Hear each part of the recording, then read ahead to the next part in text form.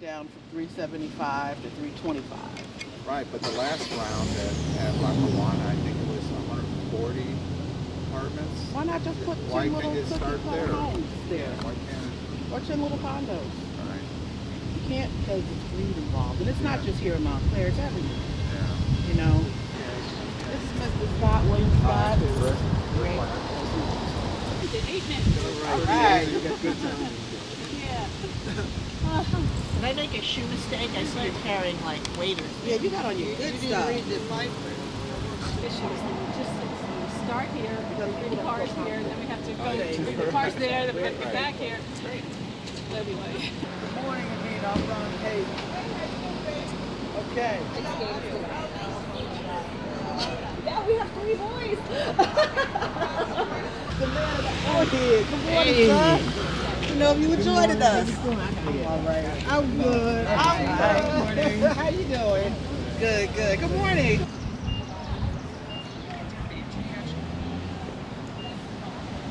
I hear so much about you. I know.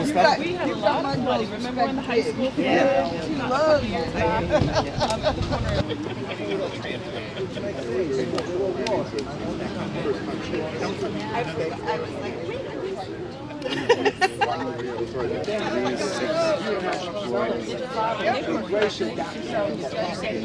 Good morning, good morning, good morning. Thank you all for being here today. We're going to start our walk. We have Jose German from Northeast Coalition to help us. We have Frank. Good morning, everybody. Good morning. We have David here with us, and we have Bill. Where's Bill? Oh, there he is. They will be our guide tours.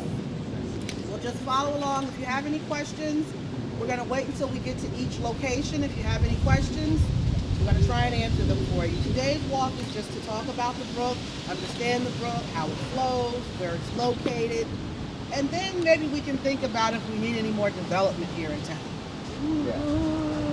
Well, I'm just saying. I'm keeping it real.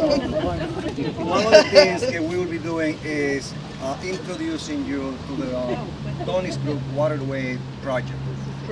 We started about 4 years ago, this project to document the stream, but also the history and the African American contribution to the neighborhood and other areas, and then the environmental impact of everything that has been done over a century and more to cover the stream.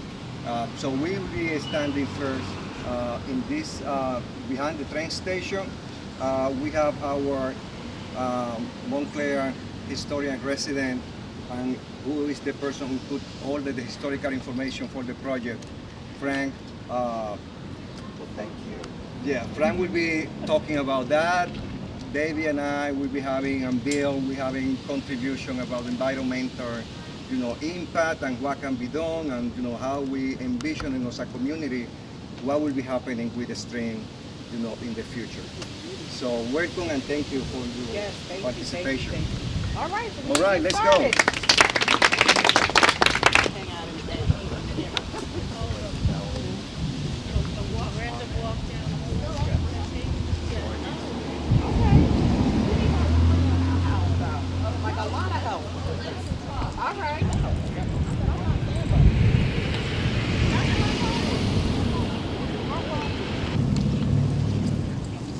I actually recently realized, not that I thought I might have from the center after getting up, that part of this little river may actually go where my apartment complex.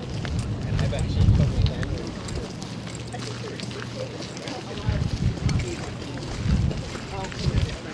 They were like, yeah, I saw that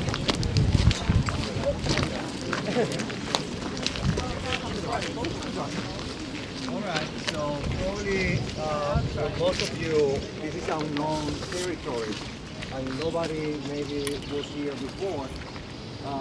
The river is coming from crossing the train station behind the senior residence and the other building, which is open, but here is entirely almost natural. So a lot of invasive plants this is the potential for restoration because this piece of land belongs to the township and there is no plan at all. We have been doing cleanup every year, sometimes twice a year, bringing volunteers just to keep the place in good shape and educating the community about the importance of preserving this space. That is also a historical connection in this location, and probably Frank can say what happened here during the American Revolution. Oh my God, well, good morning everybody. I want to tell you everything, even what happened before and what happened after. Thank you for allowing me the possibility to share this history. It's very important. I've been silent about this. It was because of professional reasons that now I don't have anymore, so I can be open about my opposition to all of this environmental sort of disattention to this area with the redevelopment. So you'll see what my points are. So you have to understand that Mr. Crane, Israel Crane, had a monopoly on all of the mills practically that were originating from his mill in Patterson. He owned the second mill in Patterson. So all the way from there down to, let's say, the Mars Canal in Bloomfield, the second river, that was his sort of like territory. So you have to understand that all of this work was done when there were no regulations, there were no building departments, there was nobody to really oppose anything that would have been a, a deterrent to just steamrolling ahead with all of these infrastructures and changes. So, in my opinion, it's an informed opinion. I have a degree in architecture from Cooper Union and a dottorato di ricerca from Venice, Italy in architecture. So this is my informed opinion, that the Tony's Brook has been harmed 3 times environmentally. Tony's Brook, they call it Tony's Brook because one of the first houses in our area, sort of in the 1600s before the Cranes got here, was the Olaf house. Anthony Olaf, so that's why they call it Tony's Brook. When I was growing up in Montclair, there was the Olaf family who were my neighbors who lived on Upper Mountain Avenue. They're probably descendants, so we still have that sort of in our history. So Tony's Brook in Montclair, for our purposes, originates behind the train station, the Upper Montclair train station. That's where its surface is. That's water. And it comes down, it goes like sort of through, there are other waterways, like other little brooks from that. There's Edgemont Park Pond, which is like a little brook that comes out of that. So it comes to Label Street. So Mr. Crane sort of was in business with the Wild family and with the Crump family, who did the first sort of, what would you call it? It's like an infrastructure for mill races and all of the mills at Walnut Street. That whole area. Label Street was a label factory owned by the Crumps. And then if you walk through, and I guess we're going to walk through there, we're going to see all these little mill races. There's like these little waterways that have been sort of carved out, but that was at a time when there was no way of evaluating if that was going to damage Tony's Brook, and it does. Another damaging factor is the train tunnel that they began digging on Upper Mountain Avenue on the James Howe property. And this was in the 1860s, 1850s. There's a test sport. When I was a kid, we used to go in the beginning. It was like terrifying. You go into this space and all you see is sort of like a grotto. And then you don't see where it goes because you don't want to, because it's so scary. And there's water coming out of it. So what happened is when they were digging the test bore for a train from Montclair to Bouton, which by the way is a very important location on the Underground Railroad, they were digging this test bore and they hit a vein of water. So the vein of water is exactly where the Montclair Water Company is. Right now it's where the Dorchester apartments are. So that was such a huge source of water at that point where the Dorchester apartments are, that they could supply water to the entire town in less than 1 day. So just imagine the amount of water coming down there. I used to live on the property that's called Evergreens, and there's a well, and if you listen near the well, you hear a river sort of flowing down Claremont Avenue. That's how much water that is. The water went from the water company to where the Gates Mansion is. Do you know where that is? At the top of Hillside.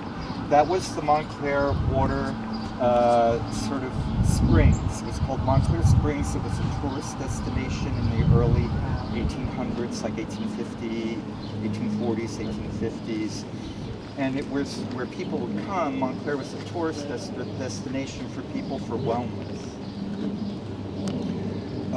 So all of that water comes down in culverts under Hillside, and it joins Tony's Brook. You know how it goes sort of like down Forest? There's an apartment building on Forest that has like a wall and a thing next to it. It's just flowing down to here. So you have that new branch of Tony's Brook that opened up from the water company that's totally overwhelming the volume of water for the infrastructure that was built in the 1800s. Then you have an aquifer. An aquifer is like, they used to call it mud lake. It's like a natural sort of valve. It's like a natural way for the water sort of to like percolate and sort of reabsorb into the water system, water tables. And that's been covered by the parking lot. It's on the other side of the Lackawanna train station. So basically my complaints are you've created an infrastructure without any regulations at Walnut Street that's harming Tony's Brook with too much volume of water and sewage going into Tony's Brook. Then you have the new branch opened up from the Montclair Water Company from the top of, like, you know, above Upper Mountain Avenue. And then you have the fact that the aquifer, that's like a drain, is blocked. So thank you. That's what I have to say about here. This is an opportunity to rethink the damage being done with Tony's Brook and correct it. And this is like a starting point. Right. So let's move quickly and see the beauty because it's beautiful.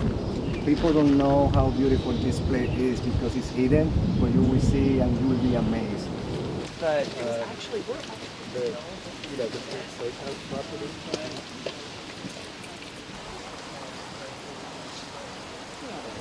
So this is.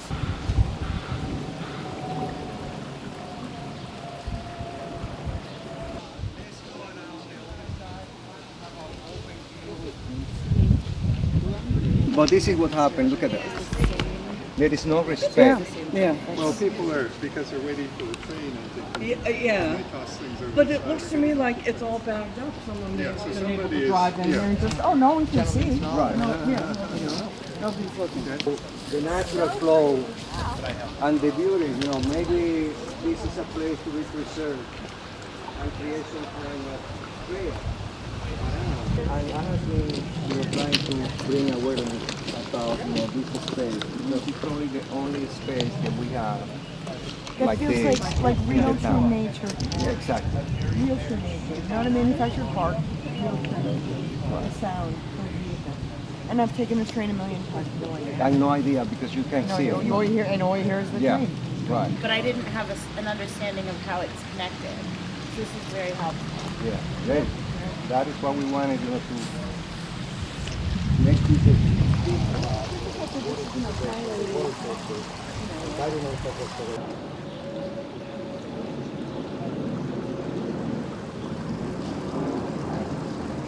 we were hosting the USDA department, and I spoke with them about Tony's Brook and plans that we have, envisioning for the project, and they said put together a proposal, and probably will be giving you funding.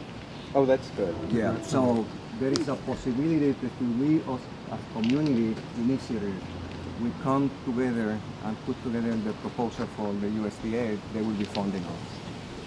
So the USDA? Yeah, the USDA. Oh, that's wonderful. Yeah, they're working Yeah. on a project, Riverside. It's a sad to restoration say, project in don't count with the township for any project like this because the interest is zero.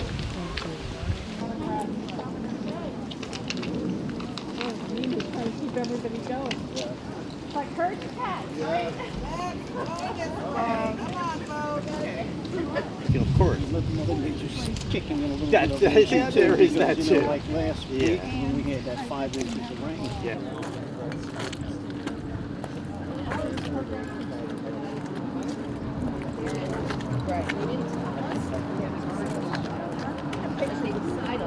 Underground culvert structures.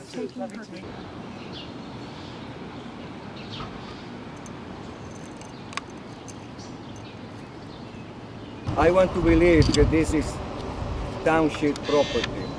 And this is an opportunity to create something, a community garden here, maybe a little park, connecting the river so that people can see it with a different opening to this section.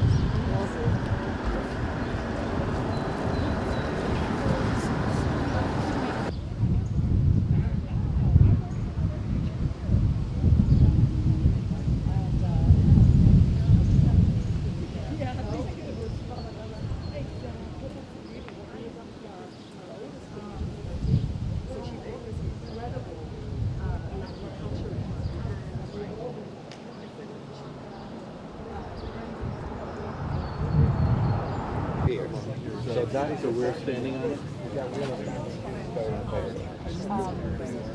And then her daughter and myself are best friends forever. Impact of development happening already in this area. This used to be part of the neighborhood with all houses and a small family home, most of them African American, and they were evicted and displaced, and then we got what we got now. Parking lots. Yeah.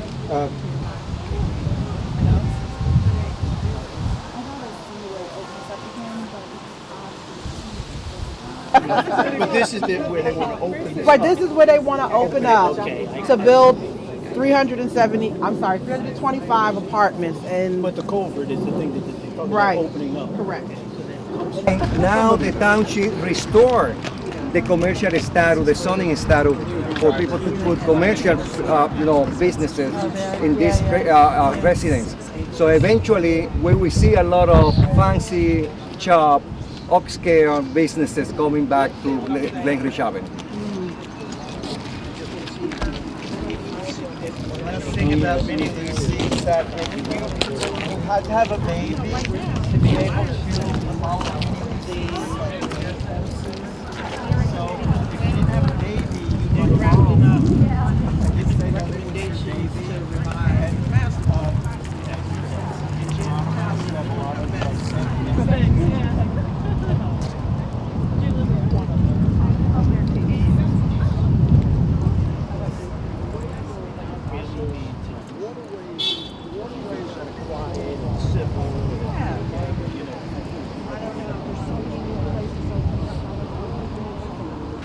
As you can see, under the Great Tony's Brook is flowing, and you can see a little bit of it right here.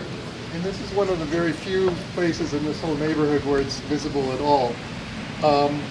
This whole area is kind of a basin, and after Ida, or during Ida, it was flooded, including the post office over there was flooded. And I walked in the next day, and there were like big chunks of fencing, all kinds of garbage over here. It washed out all the soil along there, and this area by the loading dock was a lake. So it came up above here. Yeah, so it just came up through these grates and just flooded the whole area.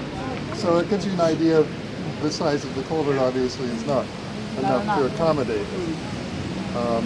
Now, I think the development would include not this building here, but it would include this whole corner over here. Yeah, this is separate area. To you about last storm that we have here, Yes. the 5 degrees. Yes, it was was. like this, The water was that high, right here. And all of these were flooded. like a little swimming And pool. this is what happened. If they are developing the building in the way they are doing, they'll be creating like a wall and pushing the water to the other side. And this section will be not flooded, but this section will.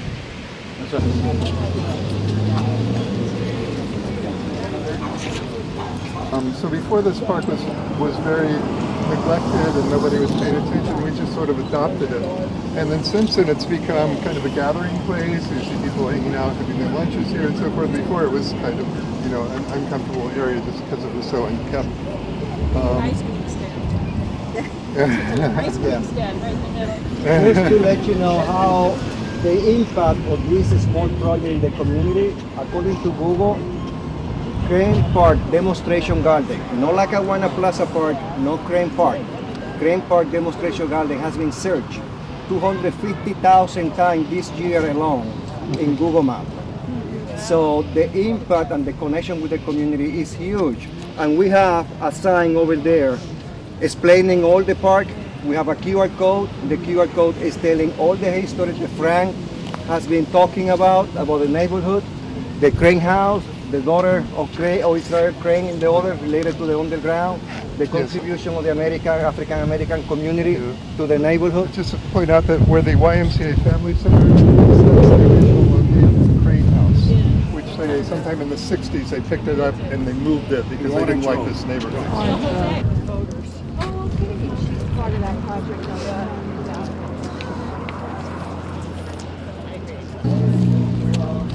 So they moved If we had significant rain, water flows through here. If you remember, I mentioned this, some people might have heard. There was very heavy flooding around on the corner of Park Street and Avenue. And that was this creek which flows from under the parking lot behind the YMCA. But it only flows if there's very heavy rain. And that somewhere under Lackawanna Plaza, that combines with Tony's Brook. Now, in normal times, if we didn't have all this development and hard surfaces, this would probably flow all the time. But because there's so much streets, parking lots, and so forth, the water doesn't percolate in the soil, so it only fills up if there's really a lot of rain pouring into the storm sewers. And we get some flooding. Oh, you can also see how narrow the opening is, so if you certainly get it.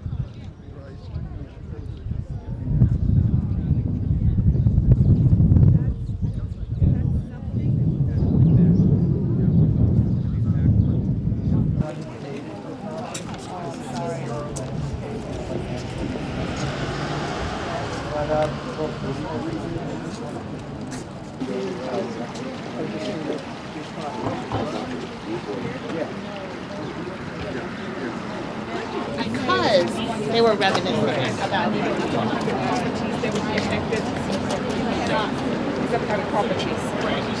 There's no way to. Yeah, could get close. Unfortunately, when we have a storm or big raining, it's flooding the neighborhood, all the area, but also if you see the window, it's going over the windows, the level of the water when we have a storm. And that is something really bad for this building owner and the business. Jose, I just want to point something out that in the Ida storm, the day after it came by here and the debris was over this fence. So the water had actually come all the way over and there were cars that were washed away on the street. So it would really benefit these businesses to support trying to do something about daylighting and opening up the street Well, in for other them, places. they are suffering the consequence and paying high premiums, insurance premiums because of that. And the closing of their businesses. for Right. so long. Yeah. I know that. Yes, yeah.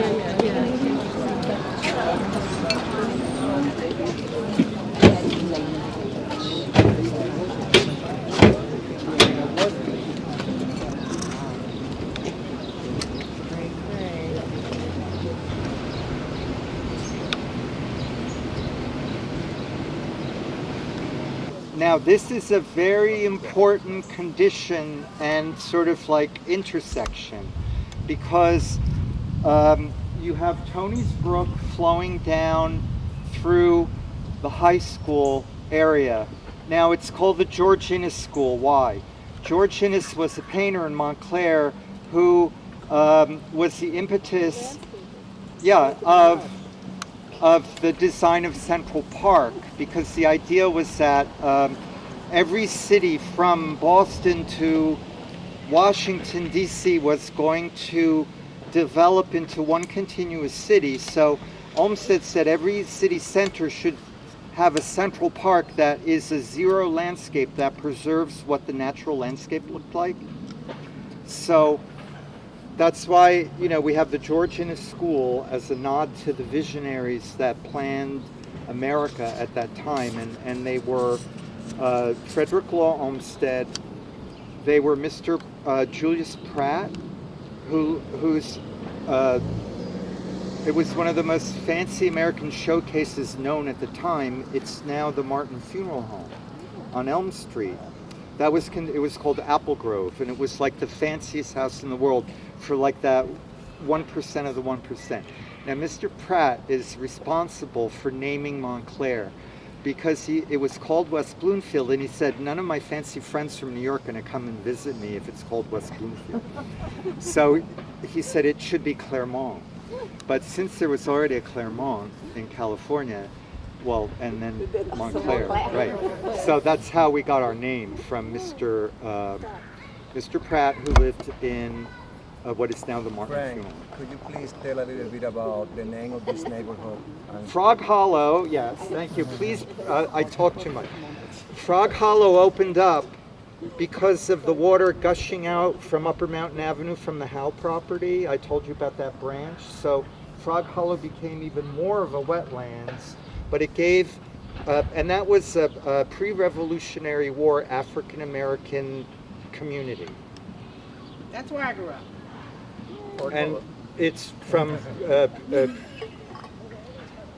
and I was Mother Connor's vice president. I know all about Mother Connor. Anyway, it was an area of cider mills, and then with all the water, it was an opportunity to do laundry services for the wealthy people in Montclair. So this whole neighborhood was African American, and then later indentured, former indentured servants from Europe, like Irish people, whatever. But in an article, this is the last thing I have to say.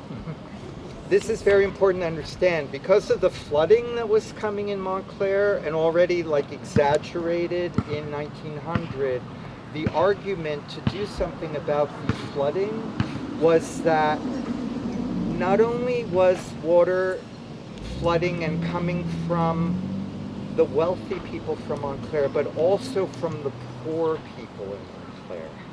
And there was a stigma about being poor in 1900 because of the cholera and typhoid coming from water from places like Patterson, whatever. So that they were, hear it? The brook is right over. Yeah. I just wanted everybody to hear it. Right. No. All right, so that's all I had to say. This particular corner is important because this is township property, and we have here an opportunity to daylight and improve this section because it's already open, partially open, and the township owns that parking space over there because here was sitting a house and it was turned up, and then the township took possession of that. So that is township property and a potential space for a green space open to the public. Let's walk to our final destination.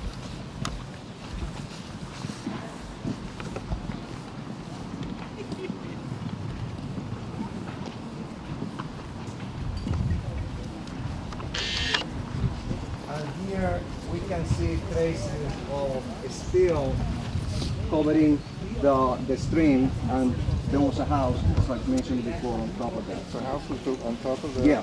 Where? Right here? Right here. Really? Yeah, you can see the driveway. Can you imagine with the flooding? With the flooding, yeah. That's why the house is no longer like the a place. Oh, lovely. Yeah, and I'm desperately looking for more. It's holding up the town at this point, the neighborhood. Well, I know the flooding from Ida, there's a couple of houses over there, they flooded up to their first floor.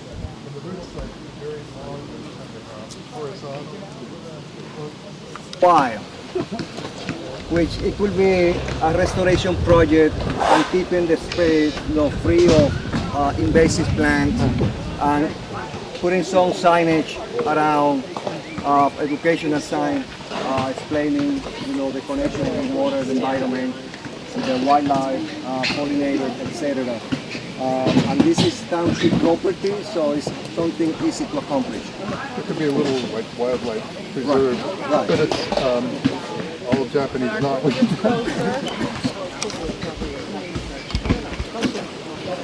So this is going to be the end of our walk.